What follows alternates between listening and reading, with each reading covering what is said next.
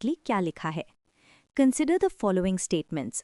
The CRIPS proposals include the provision for full independence for India, creation of constitution making body. Which of the statements given above is are correct?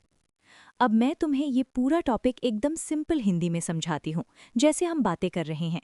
ये बात 1942 की है, जब world war 2 चल रहा था। अंग्रेज यानी ब्रिटिश बहुत डरे हुए थे क्योंकि जापान इंडिया के बॉर्डर तक आ गया था। उन्हें इंडिया की हेल्प चाहिए थी वॉर में, इसलिए उन्होंने अपने एक मिनिस्टर सर स्टैफर्ड क्रिप्स को इंडिया भेजा ताकि वो इंडियन लीडर्स के साथ कोई डील कर सकें। इसे ही हम क्रिप्स मिशन कहते हैं। अब देखते हैं कि उन्होंने क्या ऑफर किया। पहला स्टेटमेंट कहता है कि उन्होंने फुल इंडिपेंडेंस यानी पूरी आज़ादी ऑफर की।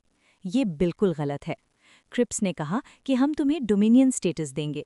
इसका मतलब ये था कि इंडिया अपना सिस्टम खुद चलाएगा, लेकिन सबसे ऊपर ब्रिटिश किंग या क्वीन ही रहेंगे।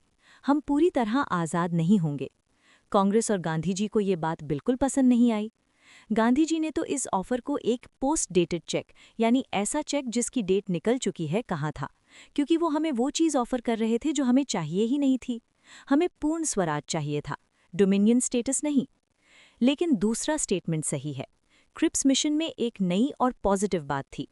अंग्रेज़ों में पहली बार ऑफिशियली ये माना कि इंडिया का कॉन्स्टिट्यूशन यानी संविधान बनाने का हक सिर्फ इंडियंस का है।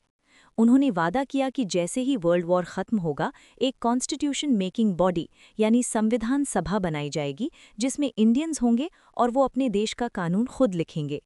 इससे पहले ब्रिटिश हमेशा कहते थे कि वो हमारे लिए कानून बनाएंगे, पर इस मिशन में उन्होंने कॉन्स्टिट्यूशन बनाने की पावर हमें देने की बात की।